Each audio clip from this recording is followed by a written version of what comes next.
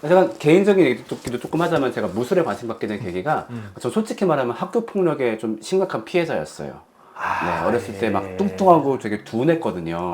그래요? 듬직한 느낌 네, 말고 네. 그러면서 보통 내가 왜 괴롭힘 당했을까 제 안에 육체적으로 맞서는 것에 대한 두려움이 되게 크더라고요. 그래서 이거를 극복하고 싶다. 근데 제가 억울했던 거는 아니 내가 초등학교 때 태권도를 4년이나 했었는데 이게 예. 결과적으로 나한테 뭔가 강해지는데 도움이 된 게 하나도 없었던 것 같은 거죠. 근데 그렇다고 태권도가 무가치한 운동일까? 그렇지 않을 것 같은데 그래서 그때 이제 알게 되었고 뭐 진지하게 태권도로 내가 강해지고 싶다 해서 막 관심 가져서 연락했었는데 수련을 직접적으로 받을 기회가 없었거든요. 그래서 오늘 뭔가 좀 거기에 대한 질문이나 어떤 해소도 좀 할 수 있지 않을까. 예. 그러니까 일반인으로서 태권도를 수련하면서 제일 크게 들었던 궁금증이 실전 태권도라는 장르가 나왔다라고 했을 때 근데 태권도 발차기는 보통 좀 빠르긴 한데 약하지 않나? 근데 그런 점에서 강하기 위해 태권도를 선택하는 것보다 무에타이나 그런 걸 하는 게 더 낫지 않나 하는 궁금증이 있거든요.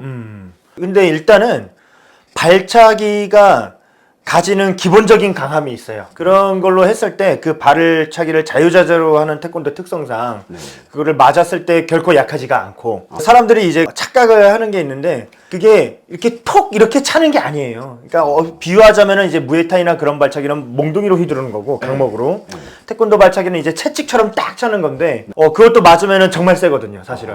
예, 그거는 이제 정말로 강력한 발차기고 맞아보면은 알 수 있어요. 그리고 세게 차면은 휘둘러야 되잖아요. 그러면 그 다음에 어떤 동작을 하기가 태권도 룰상 어렵단 말이에요.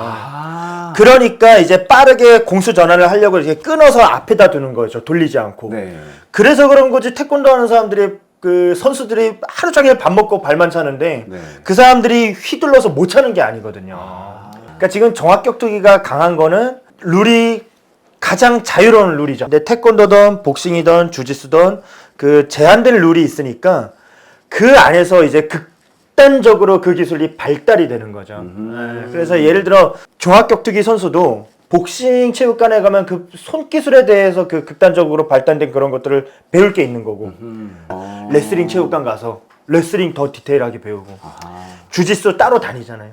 그런 의미에서 그 개별 무술이 가진 어떤 가치가 분명히 있지 않나 그렇게 생각합니다. 그다음 두 번째 질문이 그 보통 태권도 발차기를 할 때 스텝을 엄청 넓게 서는 경우가 많잖아요. 근데 거기에 비해서 일반적인 MMA나 복싱 같은 경우는 더 좁게 서다 보니까 이거를 섞었을 때 조금 뭔가 혼선이 있지 않을까 그 염려가 있었거든요.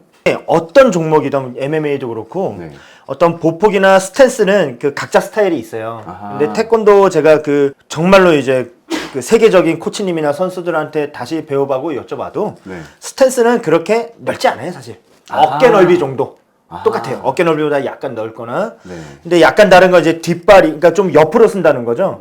이렇게 앞으로 보는 부분이 아니라. 왜냐면 옆으로 서야 스텝이 빠르거든요. 스텝 빠른 무술들은 다 이렇게 그 일자로 쓰는 경향이 있어요. 패싱처럼. 예. 근데 보면은 MMA 같은 경우도 그렇게 이제 옆으로 쓰는 스탠스들이 덜어 있죠. 덜어 MMA 하시는 분들이 도리어 입식 타격에서는 안 맞아도 MMA에서는 태권도 스탠스나 그 스텝이 오히려 유효할 수 있다 이런 말씀을 하시는 분들을 봤어요. 보기는. 그러면은 한번 직접 배워보는 시간을 좀 부탁을 드리겠습니다. 예, 알겠습니다.